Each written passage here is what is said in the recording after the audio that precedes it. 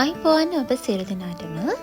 ඉතින් ඔබ බලන මැති මම අද මොකක්ද ඔයගලන්ට කියන්න හදන්නේ කියලා. මං හිතන්නේ මේ වැඩසටහන මගේ දරුවන්ට සහ මගේ ආචාර්ය මණ්ඩලයේ සියලු දෙනාටත් ගොඩක් වැදගත් වෙයි. මේ කියවීමේ තරු වැඩසටහන. මොකක්ද කියවීමේ තරු වැඩසටහන කියලා කියන්නේ? අපිට කියවීම කියන එක දරුවන්ට අනිවාර්යයෙන්ම පුරුදු කරන්න ඕන දෙයක් නේ, පුහුණු කරන්න ඕන දෙයක්. ඉතින් මම හිතුවා ප්‍රොජෙක්ට් එකක් විදිහට මගේ දරුවන්ට කියවීම පුහුණු කරන්න. ඉතින් ඒ සඳහා මම මෙන්න මේ වගේ වැඩපිළිවෙලක් තමයි හදාගත්තේ. ඉතින් මම මගේ දරුවන්ට හොඳටම කියවන අයට මෙන්න මේ වගේ තරුවක් දෙනවා. ඉතින් මේ තරුව ගන්න ඕනේ නම් ඔන්න මගේ දරුවන්ට තියෙන්නේ මම කියන විදිහට මම කියන නිර්ණායක යටතේ කියවීම හොඳින් කරන්න. ඉතින් මේ කියවීමේදී මම ගොඩාක් කරුණු බලනවා. මොකද නිකාම වචන ටිකක් කියවන එක විතරක් නෙමෙයි මම මේ කියවීමේ තරු වැඩසටහනේදී හොයලා බලන්නේ. ඉතින් මාසයකට සති 4ක් තියෙනවා.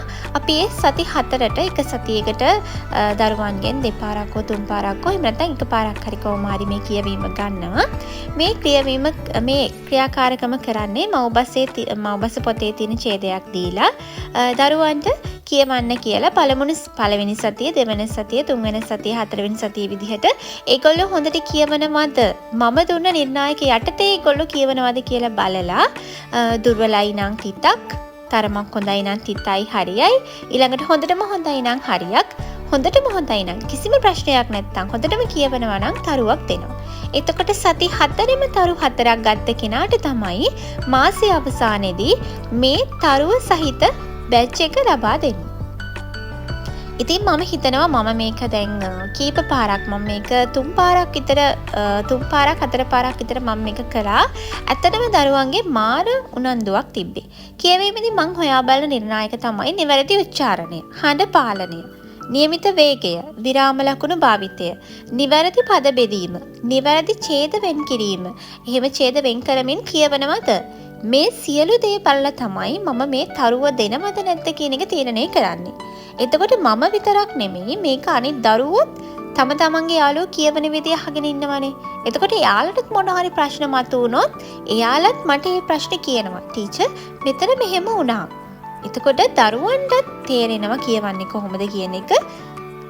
සහ මටත් හොඳින්ම මේක ප්‍රායෝගිකව කරන දෙයක් නිසා දරුවන්ගේ කියවීම හොඳටම තේරුම් ගන්න පුළුවන්. ඉතින් මෙන්න මේ විදිහට තමයි මම දරුවන්ට ඒ තරු ලබා දීම සිදු කළේ. මෙන්න මේ වගේ තරු මම මගේ අඳුරන තැනකට කියලා මෙන්න මේ වගේ තරු මම හදාගත්තා. ඉතින් මෙන්න මේ වගේ තරු තමයි මගේ දරුවන්ට මම ලබා දුන්නේ. ඒ වගේම මම මේ විදිහට තරු ලබා දීලා මේක මගේ අත්සන් සහ විදුහල්පතිතුමාට මේක බාර දෙනවා.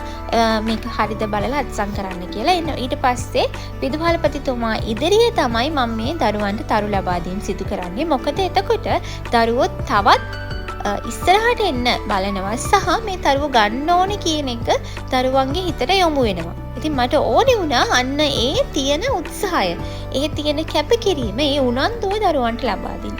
එතකොට විදුහල්පතිතුමා දරුවන්ට හරිම ආදරයෙන් මේක ගැන පැහැදිලි කරලා සතියෙන් සතිය එතුමා යම් කරුණු යම් නිර්ණායක ඔවුන්ට ලබා දෙමින් මේකයි මේ මෙතන වෙන්න ඕනි, ඊළඟට මේකයි වෙන්න ඕනි කියලා දරුවන්ට යම් අභියෝග දුන්නා. ඉතින් ඒ අභියෝගත් එක්ක දරුවෝ මේ වැඩසටහනට හරිම ආසාවෙන් මුණ දුන්නා. ඉතින් මේ විදිහට දරුවෝ මගේ දැන් පන්තියේ ගොඩක් දරුවෝ තරු ලබාගෙන තියෙනවා. ඉතින් ඒගොල්ලෝ ඉදිරියටත් තරු ලබා ගනි. මම හිතනවා මේ වැඩසටහන මගේ සහෝදර ආචාර්ය මණ්ඩලයේ සියලු දෙනාටත් මේක කරන්න පුළුවන් නම් ගොඩක් වටී. සහ ඔයගොල්ලෝ තව මේක ලස්සන කරගන්න, ඔයගලන්ට අවශ්‍ය විදිහට මේක හදාගන්න මම පුංචි අදහසක් විතරයි මේ දෙන්නේ.